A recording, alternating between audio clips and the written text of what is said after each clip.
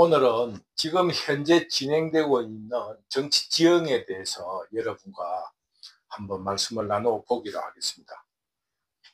북두시민혁명군이 분석하기로는 현재 진행되고 있는 정치 지형이 자유우파에게 굉장히 유리하게 진행되고 있다, 이렇게 분석하고 있습니다. 우선 공산좌파들의 현재 상황을 이렇게 둘러보면, 첫째로 이재명의 사법 리스크가 점점 현실화되어 가고 있습니다. 이것은 당 대표로서의 도덕적 흠결과 함께 대표 권위에 따르는 혼란이 일어날 수 있습니다. 그런데 이런 혼란에 대해서 이재명이 만약에 그런 거를 준비하게 되면은 그 당의 조직이 원심력을 발휘해 가지고 당내에서 이재명의 사법 처리가 현실적으로 일어나고 있다는 확대 해석을 우려해서 잘못하면은 이 거리에 대한 준비를 철저하게 해놓으면 그런 생각을 하게 될 거 아니겠습니까? 그러면은 사법부도 작용을 받아가지고 이재명에게 불리하게 작용할 수 있다, 이런 자기중심적인 고집 때문에 당대표의 권위에 대한 아무런 준비가 없습니다. 아무런 준비가 없습니다. 이런 준비 없는 상황이 이재명의 사법 처리가 현실적으로 일어나게 되면 차기 대표와 지도부 구성에 대한 분열과 권력 다툼 또한 큰 부담이 될 것입니다.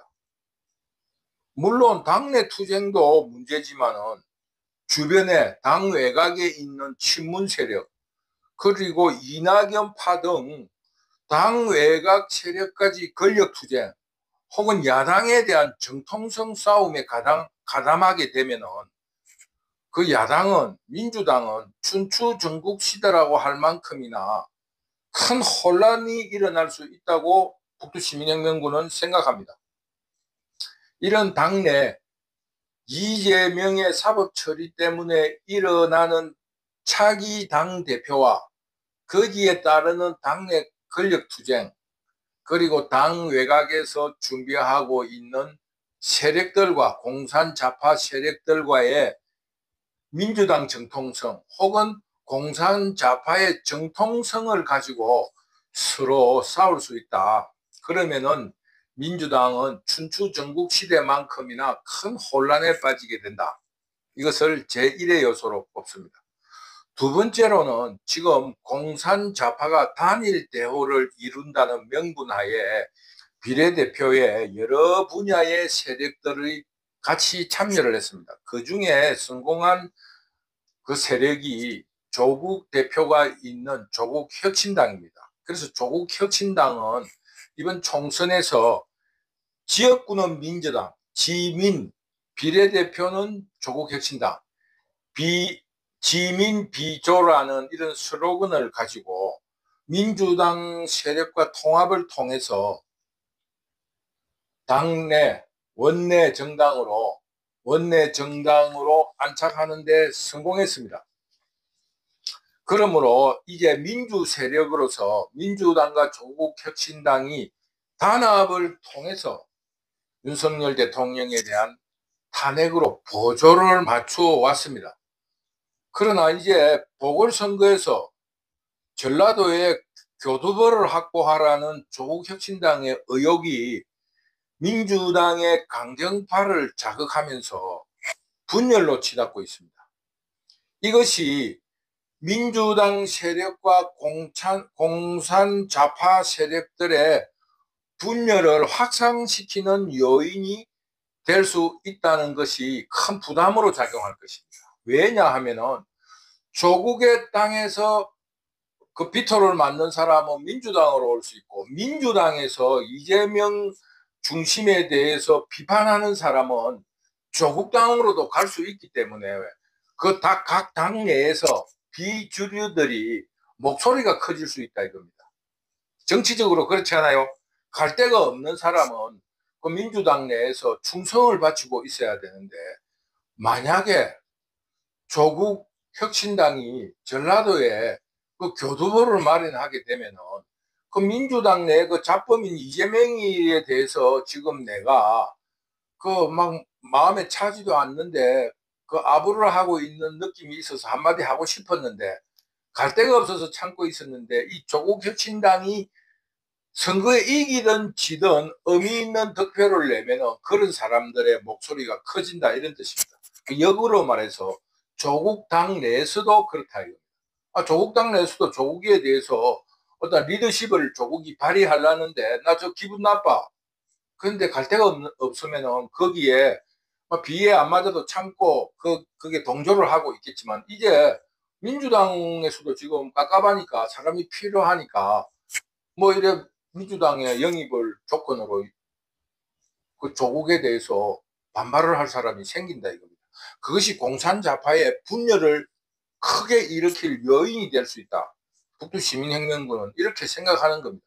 조국당이 그 전라도에서 표를 얻느냐, 그 의석을 얻느냐, 혹은 군수가 당선되느냐, 이런 것보다는 그 전라도에서 가능성을 보이면은 그 당내에서 리더십이 흔들리게 되어 있다, 이런 뜻으로 말씀드린 겁니다. 셋째로 드러난 게 공산좌파의 조용한 호수의 수습 전에 임종석이가 그 돌멩이를 던졌어요. 즉 이제껏 민주당과 민주세력, 공산좌파들이 주장해왔던 통일론, 임종석이만 하더라도 젊은 시절에 임수경이라는 그 여학생을 북한으로 파견하여 그 통일 소년이라는 그런 칭호를 들으면서 통일의 대명사로 되어 있는 임종석이 통일 포기론과 두 개의 한국이라는 그에 대한 의제를 던졌습니다. 그러니까 민주당 내 혹은 공산좌파 내에서 이제껏 주장하기를 통일을 반대하는 세력은 친일파다, 이런 막말을 하면서 통일을 옹호해 왔는데 갑자기 통일을 포기하겠다고 하니까 이 갑자기 논리에 안 맞는 거예요. 지금 통일을 반대한 사람은 친일파를 했는데 이제 공산좌파들이 친일파가 된 거예요. 이런 문제에 대해서 당내외의 의견 일치가 지금 되어 있지 않고 공산좌파 내에서도 의견 일치가 되어 있지 않습니다. 근데 통일이라는 게 그 통일의 당면 문제도 중요하지만 통일을 포기함으로써 생기는 국제관계, 한국과 중국과의 문제, 통일을 지향할 때 한국과 중국과의 문제와 통일을 포기할 때 한국과 중국과의 문제는 완전히 다른 겁니다. 물론 일본과도 한국이 통일을 지향할 때 일본과 우리가 통일을 포기할 때 일본, 그럼 미국과도 마찬가지예요. 러시아하고도 마찬가지고 그 외 삼국 간의 외교에도 이 통일이라는 의제가 굉장히 중요합니다.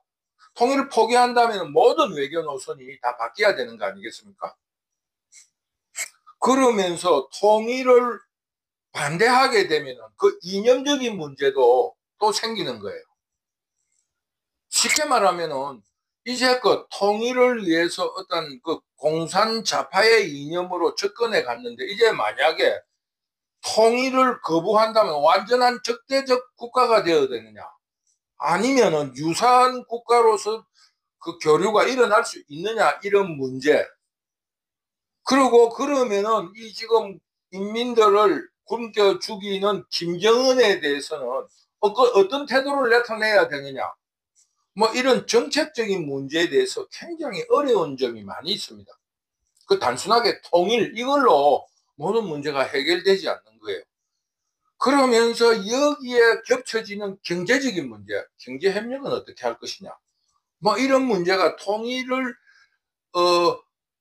하느냐, 통일을 포기하느냐에 따라서 정책적인 노선이 완전히 전부 다 180도 다 바뀌게 됩니다.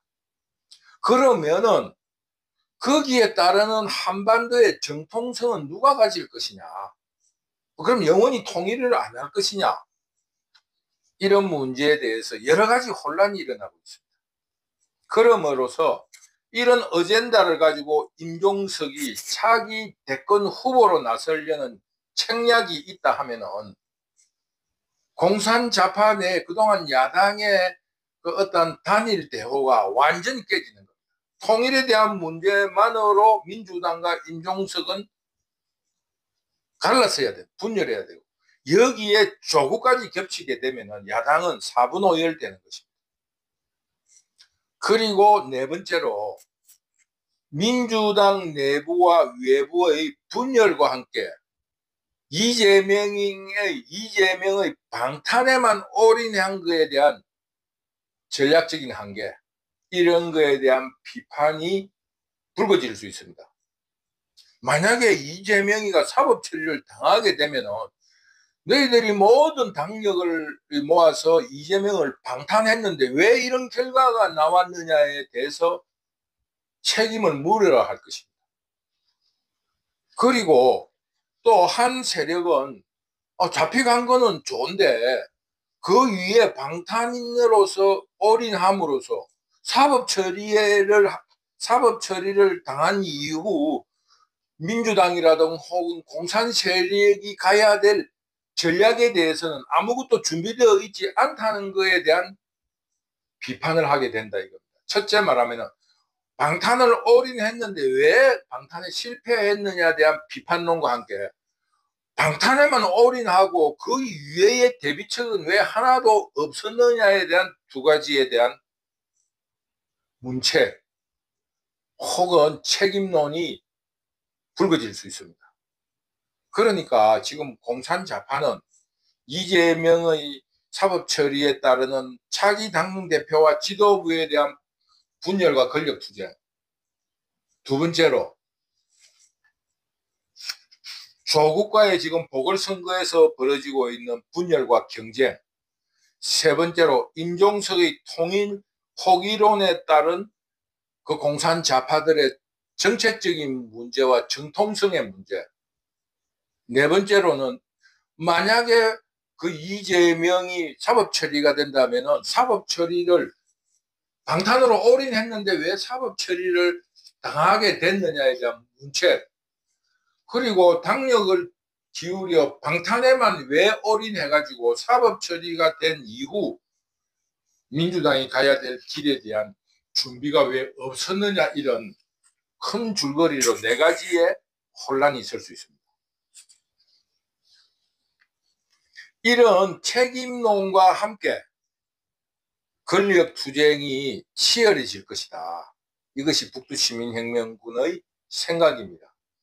이런 공산좌파들에 비해서 자유우파는 조금 유리한 상황이 전개되고 있다.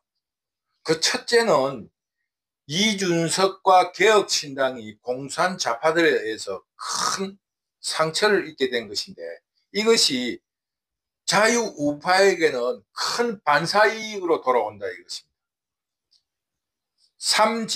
제3지대에서 자유우파를 분열시키며 자신의 존재감을 드높일 기회를 호시탐탐 노리던 이준석은 이번 사건으로 국민적 신뢰를 상실함으로써 자유우파는 단일 대오를 이룰 수 있게 된 것입니다.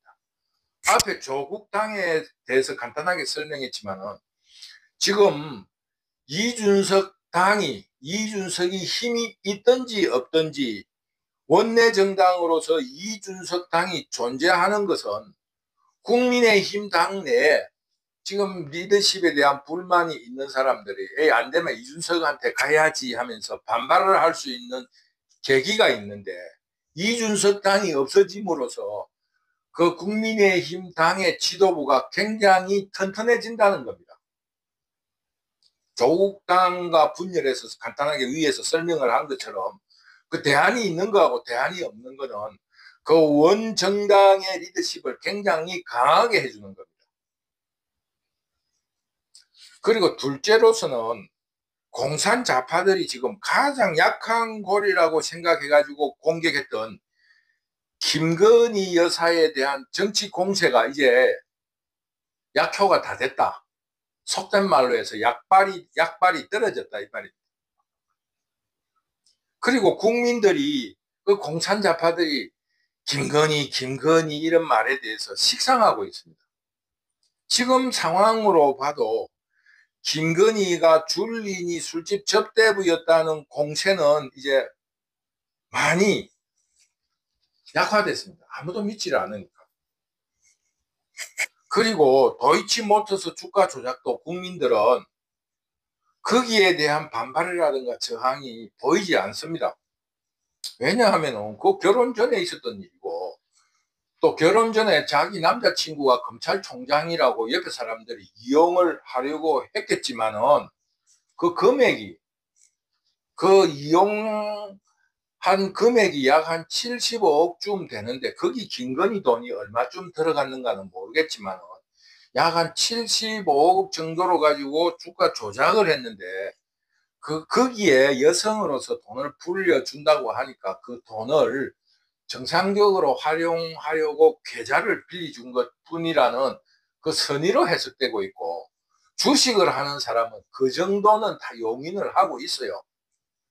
그래서 김건희 여사가 그런 주가 조작범에게 이용당했다, 이런 진실을 국민들이 믿게 된 것입니다. 왜냐하면 주식을 하는 사람은 그것이 어떻게 조작이 되고 어떻게 됐다 하는 것은 일반 국민들은 선동에 속지만은 주식을 하는 사람들은 그 흐름과 결과를 보면은 그 스토리를 잘 압니다. 그러니까 이제는 국민들이 김건희를 많이 믿게 되었다, 이런 뜻입니다.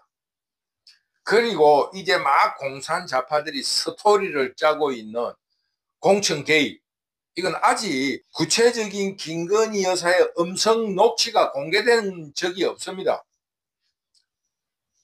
명태균이 김건희 여사와 통화했다고 주장하고 있을 뿐입니다. 그래서 북두시민혁명군은 지난 시간 강의에서도 주장했듯이 명태균이 호가호위했을 뿐이라는 생각에 또 확신을 가지게 되었습니다. 그래서 김건희 공천 개입이 아니라 이준석과 개혁신당의 공천 장사였고, 그 브로커 명태균 게이트로 빠져나가고 있는 그런 지금 상황에 있습니다. 그동안에 김건희 여사가 공산 좌파들에게 엄청나게 시달리고 있었구나 하는 이런 팩트가 명태균 사건의 그 오류를 통해서 김건희에 대한 그런 동정심이 일어날 가능성이 더 커졌습니다. 그러면서 22대 총선의 최대 미스터리, 이준석의 당선은 거기에 대한 부정이라든가 알 수 없는 음모가 폭로될 수 있다. 북두시민혁명군은 도리어 거기에 초점을 맞추고 있습니다. 이준석의 당선은 어느 누구도 예상을 못했어요. 더구나 그 국민의힘 당 후보도 출마를 했고 민주당 후보도 출마를 했는데 그 제3당이 그런 과정에서 헌정사상 당선된 적이 없습니다. 여기에는 어떤 음모가 반드시 있다. 북두시민혁명군은 그렇게 생각을 했고, 총선이 끝난 이후 약 한 25일쯤 지난 뒤에 제가 유튜브에서도 강의를 했습니다.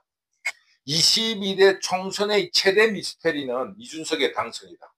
이런 놀라운 일이 벌어졌는데 정치 분석가들이라든가 그 패널들이 그 언론에 한 번도 그걸 분석한 그런 방송을 본 적이 없어요. 얼마나 놀라운 일인데 이거를 분석을 안 합니까? 분석할 수 없는 무언가의 음모가 있었다. 북두시민혁명군은 이렇게 생각합니다. 그러므로 지금 김건희의 공천 개입설도 그냥 엉뚱한 방향으로 흘러가고 말 것이다.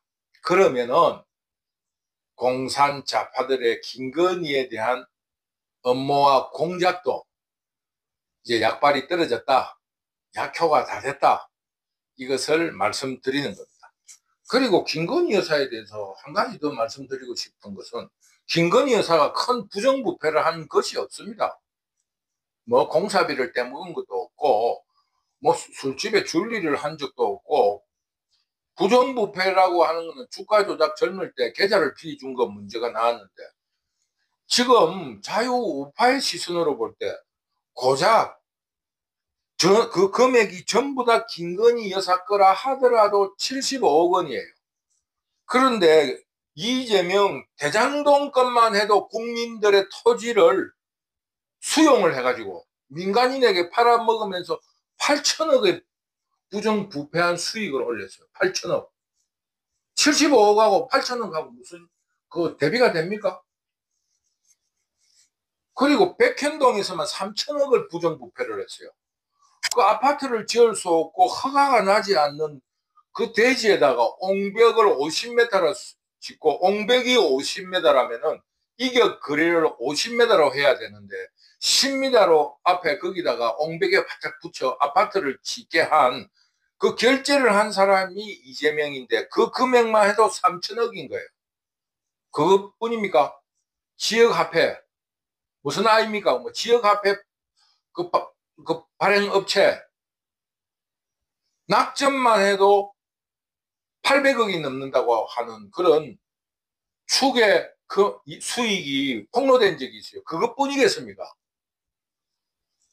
그래서 이재명이 입에서 자기는 무죄라고 하면서 70억 주가 조작에 돈을 보탠 김건희를 비판하는 그 자체가 국민들에게 설득력을 잃어가고 있다. 그러니 이재명의 유죄에 대해서는 더욱 확신을 하면서 김건희에 대한 부정에 동정심을 가지게 된 것입니다.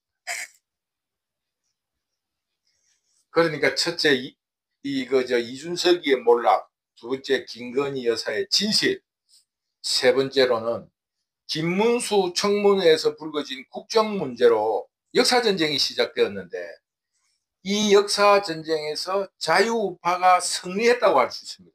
지금 국민 여론상으로도 북두시민혁명군의 유튜브에 그 어떤 국정론에 대해서 강의를 한 게 있는데, 거기에 댓글을 다루는 사람들이 많이 있는데, 그거를 분석해봐도 자유우파가 승리했다라는 그런 명확한 증거들이 그 댓글에 나와 있습니다. 그래서 자유우파들이 이런 사건을 통해서 역사전쟁 그리고 이념투쟁에서 자신감을 가지게 된 것도 자유우파의 큰 수확이라 할 수 있습니다.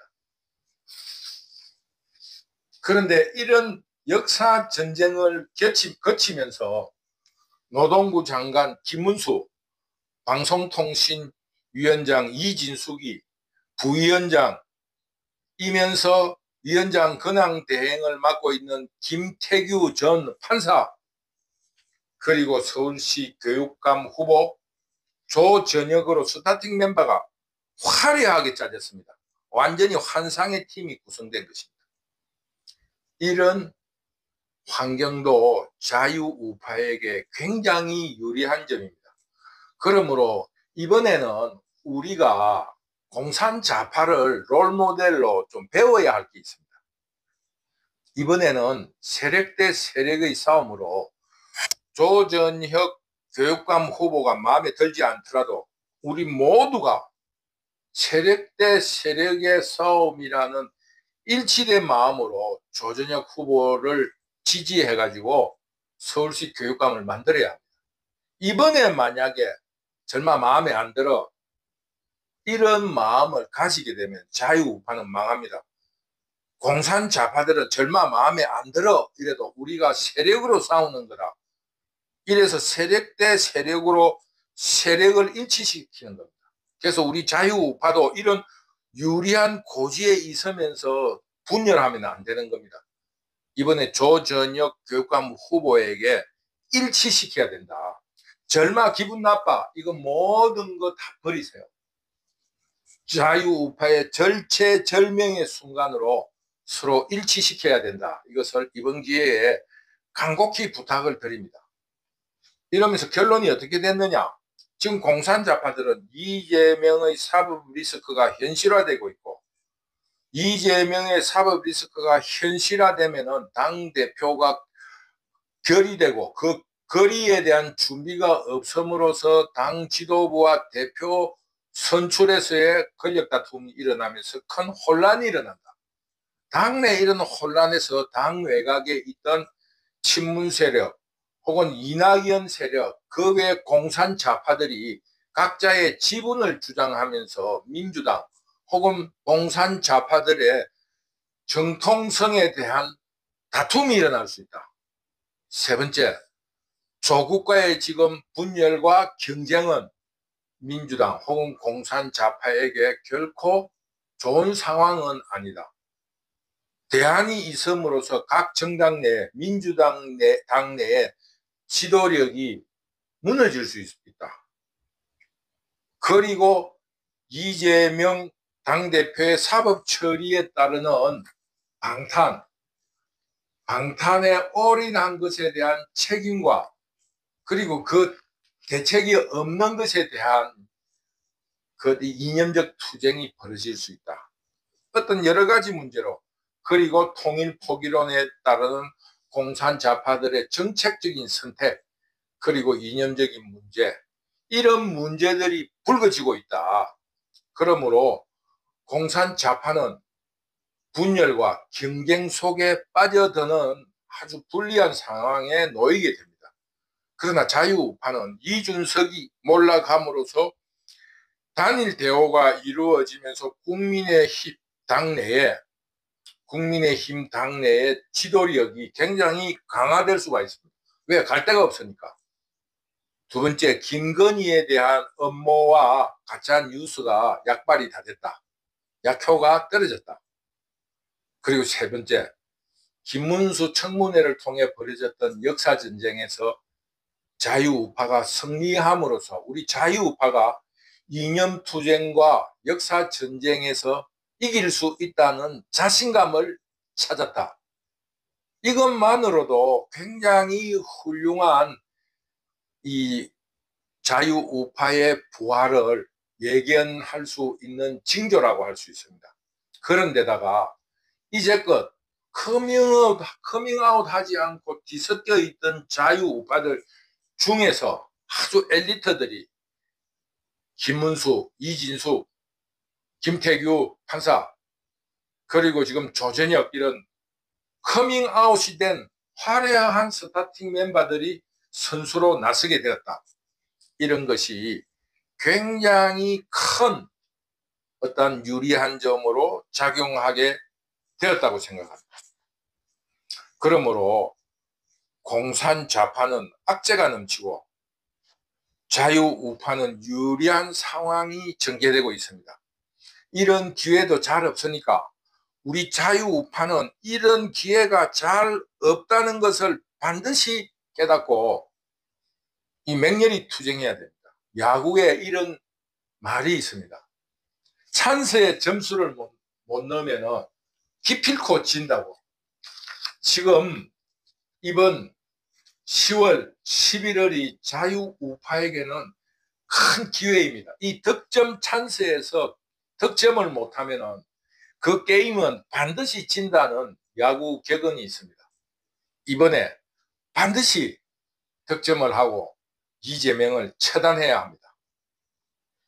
북두시민혁명군은 오늘 강의에서 자유우파에 유리한 정황들이 벌어지고 있고 공산 좌파에게는 불리한 정황이 벌어지고 있으니까 우리 자유우파들이 어떤 개인의 감정, 어떤 개인적인 생각을 버리고 세력 대 세력으로 대응해서 반드시 이겨내자, 팀플레이를 하자, 이런 것을 오늘 말씀드렸습니다.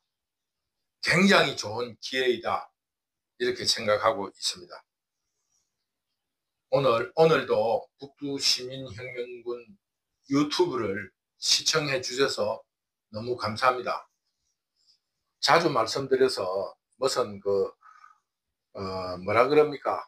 이런 동양하는 것 같고 이래서 좀 불편합니다만 여러 주변 사람들이 그 이야기를 자주 하라고 해서 주변 사람들의 충고를 받아들여서 말씀드립니다. 구독과 좋아요 한 번씩 눌러주세요. 여러분, 감사합니다. 물극 반전, 자유파가 반드시 현대사의 주역으로서 성취했던 그 역사를 국민들이 인정해서 앞으로 미래 한국도 우리 자유우파에게 그 책임을 맡길 거라 확신하고 있습니다. 자유우파 여러분들도 열심히 준비하시고 이 국민과 이 나라를 올바르게 이끌고 나가서 민족의 영원인 통일을 반드시 이루어내도록 합시다. 여러분 너무 감사합니다. 감사합니다.